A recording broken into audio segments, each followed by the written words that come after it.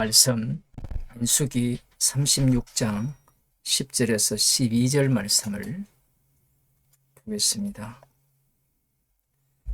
슬로보아스의 딸들이 여호와께서 모세에게 명하신 대로 행하니라. 슬로보아스의 딸 말라와 디르사와 호글라와 밀가와 노아가 다 그 아비 형제의 아들들에게로 시집가되 그들이 요셉의 아들 므낫세 자손의 가족에게로 시집간 고로 그 기업이 그 아비 가족의 지파에 여전히 있었더라. 이는 여리고 맞은편 요단과 모압 평지에서 여호와께서 모세로 이스라엘 자손에게 명하신 명령과 규례니라. 아멘. 민수기 27장에서 이 슬로보아스의 딸들이 죽은 아버지의 이름으로 기업을 달라고 구하였습니다.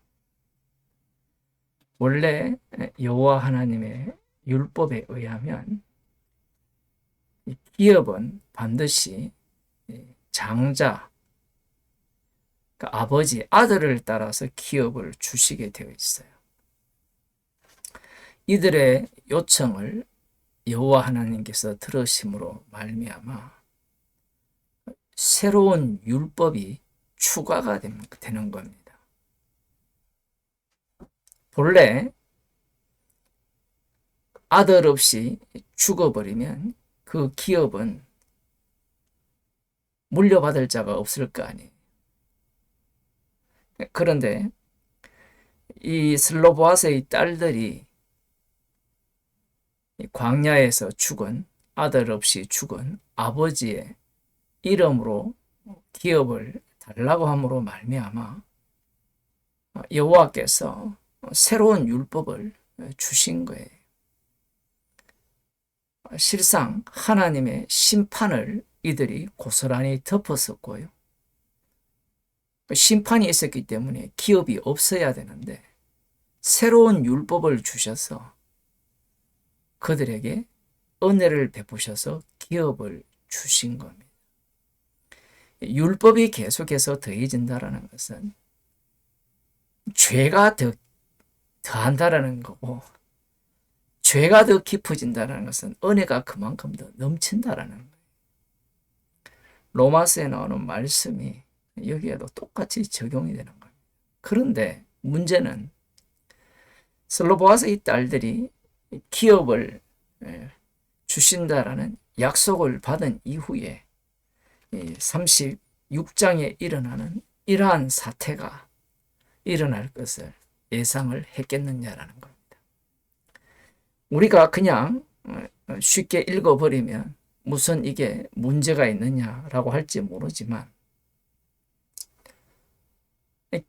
결혼이라는 것은, 시집을 간다라는 것은 자기 뜻대로 가야 되잖아요. 다른 지파에게도 얼마든지 갈 수 있잖아요. 그쪽에 좋은 사람이 있을 수 있는데, 이 하나님의 율법이 또 새롭게 투입이 됩니다. 누구 때문입니까? 이 길라스의 자손 가족의 두령들이 자신들의 기업이 줄어들까 하여서, 그렇게 된다면 다른 지파에게는 많은 기업이 돌아갈 것이고 자기들은 빼기가 되죠. 욕망입니다. 욕망. 요청은, 이들의 요구는 하나님의 말씀에 근거한 요구입니다. 희년의 원칙을 따르면 당연히 자신들의 기업은 줄어들어야 되고 시집간 그 지파의 기업은 늘어나야 되겠죠. 이걸 원치 않는 겁니다. 여기에 대해 하나님께서는 이들의 요구를 들어주시는 거예요. 그래서 새로운 율법이 주어진 게, 딸들은 아버지의 이름으로 기업을 받은 딸들은 다른 지파에게 시집을 가지 말라는 율법이 주어집니다. 기업을 주신다라고 할 때는 좋았는데 기업을 주셨으면 내가 마음대로 그 기업을 좌지우지할 수 있을 것이라 생각하는데 오히려 그 기업에 매여서 희생물이 되는 거예요. 어떤 희생물입니까? 자유롭게 시집을 못 가는 거예요. 그래서 오늘 본문을 보게 되면 이미 약속의 땅에 들어가서 기업을 받았고 받은 상태에서 그들의 기업이 슬로보아스의 딸들이 받은 기업이 여전히 이 므낫세 지파에게 속해 있었다라고 말씀을 합니다. 갑자기 이 요수아를 뛰어넘어 버리죠. 이렇게 말씀하시는 것은 당연합니다. 시대를 이렇게 왔다 갔다 하면서 말씀을 하시는 거죠.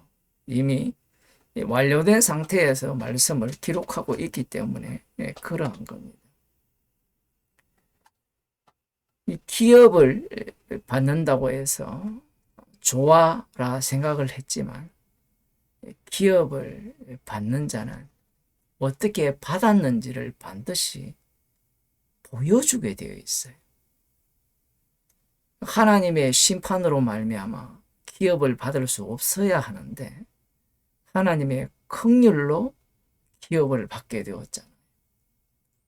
그러면 그 기업이 그대로 하나님으로 심판 가운데 받은 그 기업이 긍휼로 받은 기업이 자기들 쪽으로 계속 유지가 되려면 그들이 기업을 위하여서 희생물이 되어야 된다는 것. 이것을 보게 되면 약속이라는 것이 이스라엘을 위한 것이 아니라는 겁니다. 하나님께서 예수 그리스도를 통하여 우리들에게 구원을 주셨죠. 먼저 요한복음 4장을 한번 보겠습니다.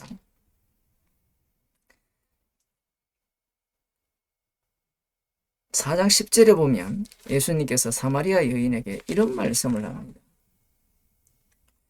예수께서 대답하여 가라사대 네가 만일 하나님의 선물과 또 네게 물 좀 달라 하는 이가 누구인 줄 알았다면 네가 그에게 구하였을 것이요 그가 생수를 네게 주었으리라. 정말 어려운 말씀을 하는 거예요. 알았으면 하나님의 선물을 알았으면 예수님께 구하였을 것이라는 거예요. 생수라는 것은 1차적으로는 구원이죠. 하나님의 선물이 뭐냐? 에베소서 2장 8절에 보면 너희가 믿음으로 말미암아 구원을 받았으니 이것은 너희에게서 난 것이 아니요 하나님의 선물이라. 하나님의 선물을 알았으면 이 에베소서 2장 8절에서는 믿음으로 말미암은 구원을 이야기를 하거든요. 그런데 사도행전 2장 38절에 보면 한번 보겠습니다. 사도행전 2장 38절.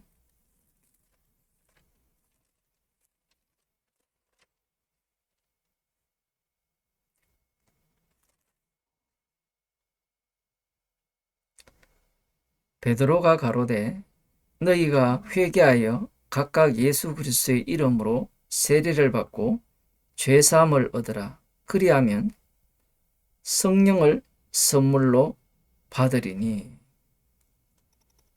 성령을 선물로 받는다는 거예요. 앞서는 구원이라 했잖아요.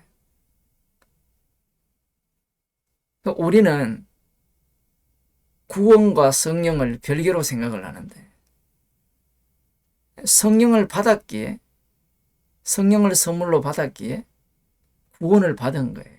그 구원도 선물이고요. 믿음도 선물입니다.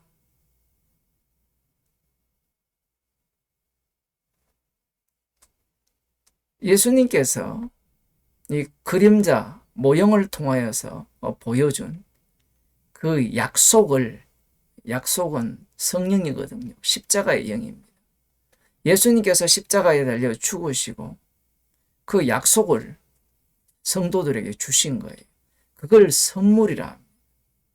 그 선물을 사람들이 갈망을 하잖아요. 갈망을 하는데 제자들을 보게 되면 그 약속에 대한 기대가 가득했잖아요. 그런데 그 약속이라는 것이 하나님의 선물인 성령, 곧 그리스도의 영일 줄 꿈에도 생각을 못했습니다. 우리도 다 선물을 좋아하잖아요. 선물을 받기를 원하잖아요. 근데 선물이라는 것이 우리에게 주어졌을 때 선물을 주신 분을 증거하기 위한 선물이 돼요. 그 성령은 예수님께서 요한복음에서 말씀하셨죠. 자신에 대해서 증거하신다라. 그럼 성령을 우리를 은혜로 말미암아 믿음으로 말미암는 구원도 주셔요. 그러면 구원만 주시느냐? 빌립보서 1장 29절을 한번 보겠습니다.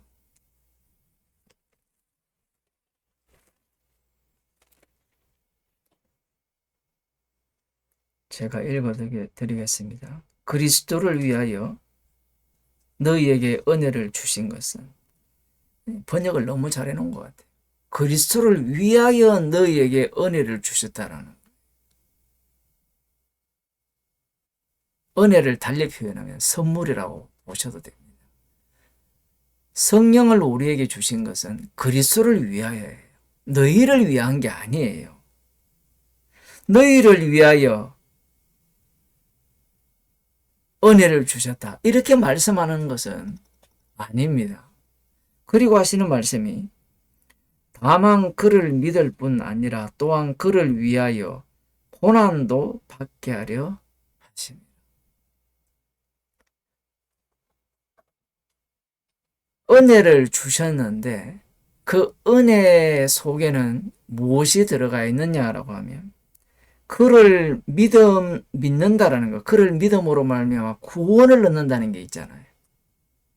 그 구원을 얻는 것도 은혜고요. 또 한 가지 은혜가 뭔가 하면 그를 위하여 고난도 받게 하는 것도 은혜라는 것. 아니, 구원만 해주시면 됐지 왜 고난도 받게 하십니까? 아니, 기업을 요구해서 하나님의 심판 가운데 우리가 하나님으로부터 저주를 받았다라는 것을 고스란히 덮어서면서까지도 기업을 받았다면 그것으로만으로도 충분하지 않습니까? 라고 말할 수 있잖아요. 왜냐하면 아버지 슬로보아스의 이름으로 기업을 갖고 있다라는 것은 광야에서 심판받았다는 거예요. 아들 없이 죽었다라는 거예요. 좀 노골적으로 보면 저주받은 자인데 믿음이 있는 사람은 은혜 받은 자다, 이렇게 보는 거예요. 그런데 거기에서 그들을 어디로 몰아가는가 하면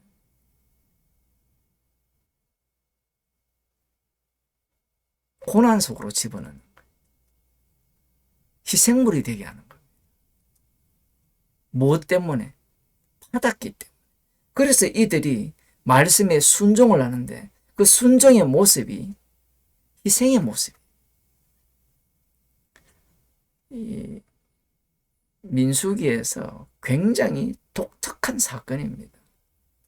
지난 시간에도 말씀드렸습니다만 백성의 숫자, 전쟁하는 군사의 숫자를 세고 거기에 족장들의 이름이 등장을 하는데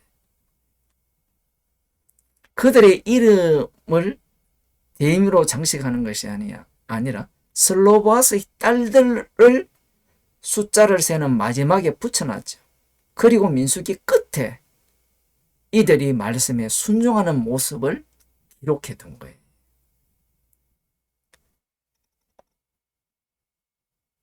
성도가 은혜를 받은 것은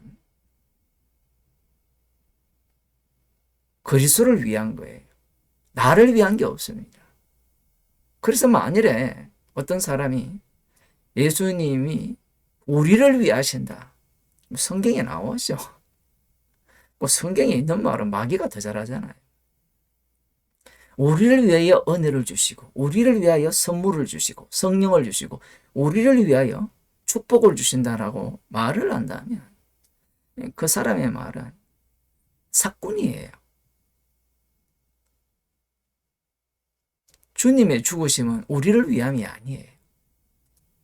그리스도 자신을 위한 죽으심이에요. 그래서 주님께서 심판주가 되셔서 아버지께로부터 성령을 받아서 그리스도의 영을 우리 가운데 선물로 부어주셨는데 그 선물 안을 쪼개보니까 두 가지 요소가 있는 거예요. 뭐 다른 것도 나오는데 여기에서는 그를 믿음으로 말미암아 구원을 얻는 요소도 있지만 그를 믿는 그 믿음으로 인하여서 고난받는 내용도 들어있는 거예요. 아니 믿는데 왜 고난받습니까? 라고 질문을 할 수 있잖아요. 예수님께서 십자가로 언약을 다 이루셔서 심판주가 되셔서 우리에게 성령을 부어주셔서 선물로 믿음을 주셨는데 그런데 왜 고난이 옵니까? 라고 물으신다면 그 믿는다는 믿음 안에는 자기 부인이 들어있어요. 믿음으로 말미암아 구원을 얻었는데 그 구원은 나의 구원이 아닌 거예요. 그래서 이 구원받은 성도들은 믿음이라는 선물을 받았잖아요. 선물을 받은 자들은 무엇을 계속해서 앞장세우고 이렇게 드높이느냐 하면 십자가를 드높여요. 이 십자가를 드높인다라는 것은 세상 전체를 어떻게 보느냐라고 하면 십자가의 원수로 보는 겁니다. 무엇을 하더라도 죄라는 거예요.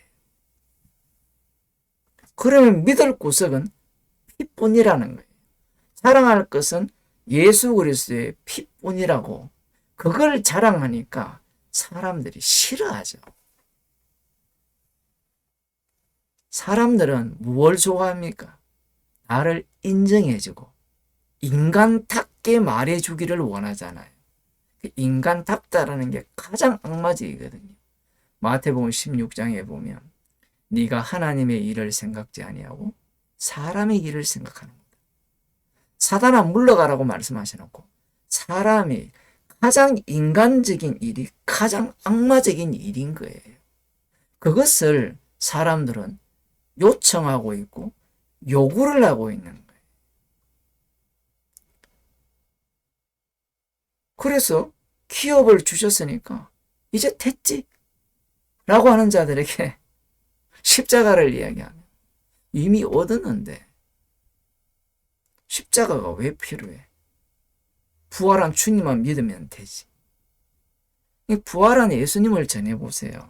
누가 미워하겠습니까? 모든 인간들이 긍정적인 사고를 원하고 살기를 원하잖아요.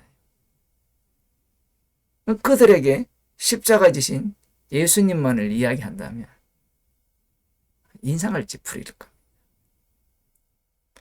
주님께서 우리에게 선물을 주셨죠. 그 선물의 내용이 믿는 것과 고난도 받는 거예요. 우리들이 고난 가운데 있다면 크신 선물을 받은 줄로 아시기 바랍니다. 우리를 구원하기 위한 십자가가 아니라 십자가의 정인으로 만들기 위한 십자가이기 때문에 그렇습니다. 기도하겠습니다. 하나님 아버지, 천국이 목적이 아니라 천국을 만드신 십자가의 피를 자랑케 하기 위한 믿음이요 구원이요 은혜임을 저희들에게 알려주심을 감사드립니다. 이미 믿음으로 말미암아 구원을 얻었기에 주님이 걸어가신 고난의 길을 걸어감을 감사하는 주의 백성이 되게 하여 주옵소서. 예수님 이름으로 기도드립니다.